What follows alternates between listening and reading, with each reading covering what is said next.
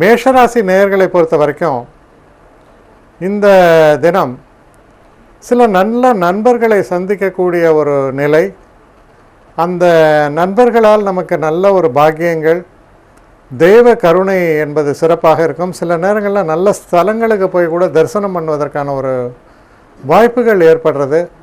மொத்தத்தில் ரொம்ப ரொம்ப சிறப்பான ஒரு நல்ல தினம். உங்கள் வாழ்க்கையில் ஒரு மன நிம்மதியை தரவும், மாற்றங்களை தரவும், முன்னேற்றங்களை தரவும் சிறப்பான தினமாக இந்த தினம் உங்களுக்கு அமையும். அடுத்த ரிஷபராசி.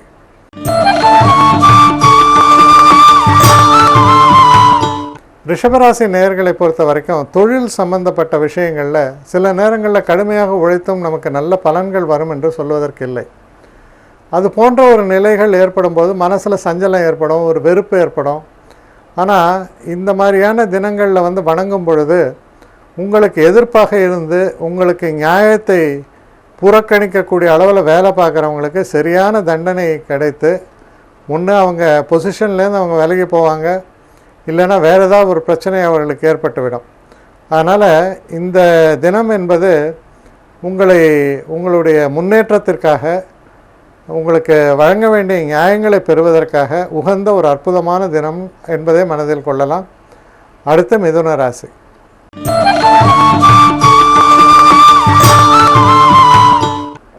மிதுன ராசி நேயர்களை பொறுத்த வரைக்கும் எதிர்பார்த்து கொண்டு இந்த தன வரவு வருவதற்கான ஒரு வாய்ப்புகள் ஏற்படும். சில பேருக்கு சில புதிய அணுகுமுறைகள், புதிதாக சில பிஸ்னஸ் ப்ரப்போசல் சொல்லலாம், அது மாதிரிலாம் ஏற்பட்டு நல்ல மாற்றங்களை தருவதற்கான ஒரு அறிகுறிகள் தெரியும். அதுவே உங்களுக்கு மனசில் பெரிய அளவு சந்தோஷத்தை கொடுத்து ஒரு உற்சாகத்தையும் தரக்கூடிய அளவில் சிறப்பான ஒரு தினமாக இது உங்களுக்கு அமையும். அடுத்த கடகராசி.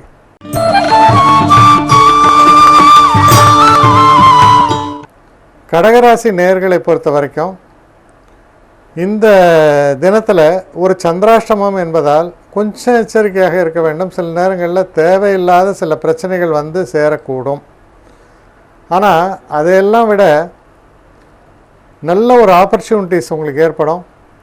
சில நல்லவர்களுடைய ஒரு இன்ட்ரோடக்ஷன், அதனால் பின்னால் நமக்கு நல்ல பலன்கள் விளைய போகக்கூடியது போன்ற விஷயங்களுக்கெல்லாம் இது ரொம்ப ரொம்ப உகந்த நாளாக இருப்பதால் ஒரு வெற்றியை தரக்கூடிய நல்ல தினம் என்பதை நிச்சயமாக நீங்கள் மனதில் கொள்ளலாம். அடுத்து சிம்ம ராசி.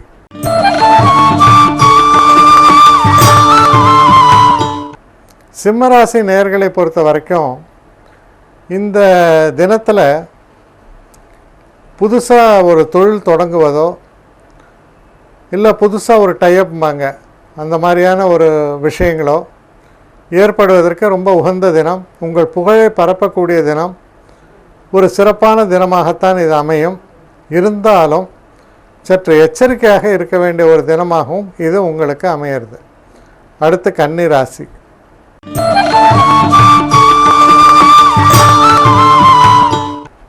கன்னிராசியில் பிறந்த அன்பர்களை பொறுத்த வரைக்கும் இந்த தினத்தில் பகைவனும் நண்பனாவான் அப்படிம்பாங்க. பகைவனும் நண்பனாவான்னா என்ன அர்த்தம்? ஒன்று, உங்களை இப்போ அந்த பகைவனும் புரிந்து கொண்டு உங்கள் நல்ல தன்மையை புரிந்து கொண்டு பணிந்து போகலாம்.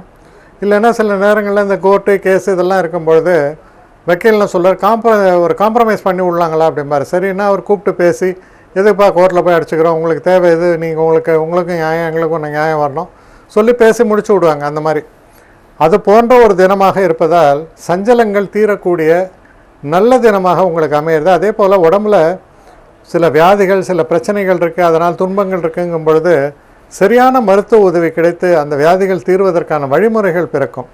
அது போன்ற ஒரு சிறப்பான தினமாக இது உங்களுக்கு அமையிறது. அடுத்து துலாம் ராசி.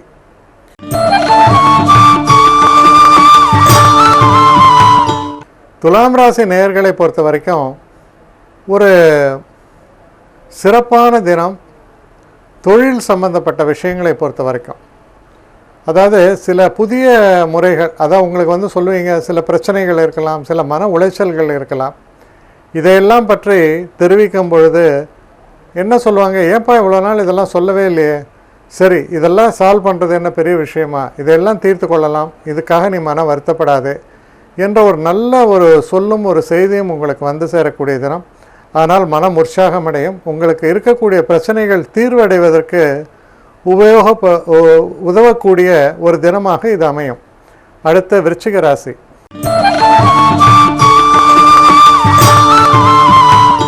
விருச்சிக ராசி நேயர்களை பொறுத்த வரைக்கும் கொஞ்சம் அலைச்சல் இருக்கும்.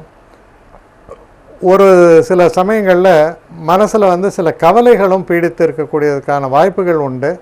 அது என்ன காரணமாக இருக்கும் என்றால், ஓரளவுக்கு நமக்கு வரக்கூடிய வருமானம் என்பது சற்று சுருக்கமாக இருக்கிறது. நம்ம செய்யக்கூடிய காரியங்கள் என்பது சரியான முறையில் மனசுக்கு சந்தோஷத்தை தரக்கூடிய அளவில் செய்ய முடியாமல் சில பின்னடைவுகள் வருவதற்கான வாய்ப்புகளும் இருக்குது. இது மன சஞ்சலத்தை ஏற்படுத்தக்கூடிய வகையில் அமைஞ்சிருக்கு. அதனால் இந்த மாதிரியான ஒரு தினங்களில் பிள்ளையாரை நன்றபடியாக வணங்கி நீங்கள் தினத்தை தொடங்கும் பொழுது நிச்சயமாக நல்ல மாற்றங்களை தரக்கூடிய நல்ல தினமாக இது மாறிவிடும் என்பதில் எந்த விதமான ஒரு ஐயப்பாடும் இல்லை. அடுத்து தனுசு ராசி.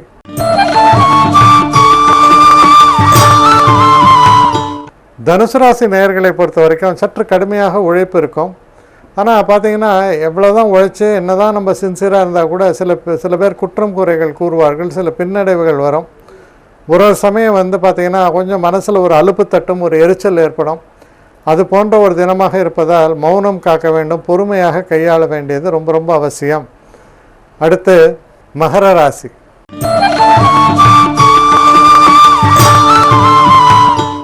மகர ராசி நேயர்களை பொறுத்த வரைக்கும் ஒரு சிறப்பான தினமாகத்தான் இது அமையிறது. இந்த தினத்தில் நம்ம செய்யக்கூடிய வேலையில் நல்ல ஒரு தன வரவு ஏற்படும். மனசில் உள்ள கவலைகள்லாம் நீங்கி மனசில் ஒரு சுத்தமாக மனசு சந்தோஷப்படக்கூடிய அளவில் மனம் இருக்கக்கூடிய அளவில் இருக்குது. கவலைகள் மறையக்கூடிய தினம், வெற்றி வாய்ப்புகள் பெருகக்கூடிய தினம், ரொம்ப ஒரு இனிய நிகழ்வுகளை கொண்ட ஒரு அற்புதமான தினம் என்றே சொல்லலாம். அடுத்து கும்பராசி.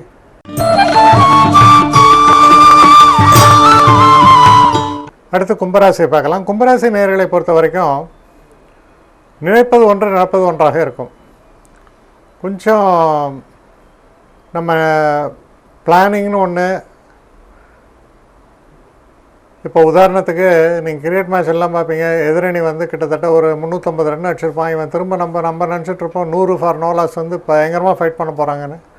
50 ரன்லேயே 6 விக்கெட் போயிடும். இதுதான் நினைப்பது ஒன்று நடப்பது ஒன்றுங்கிறது. வழக்கமாக விளையாடுறது கூட விளையாட மாட்டாங்க. இந்த மாதிரியான ஒரு நிலைப்பாடு வருவதற்கான ஒரு காரண காரியங்கள் இருக்கின்றன. அதனால் பெரிய எதிர்பார்ப்புகள் இல்லாமல் நீங்கள் செயல்பட வேண்டியது ரொம்ப அவசியம். அடுத்து மீன ராசி.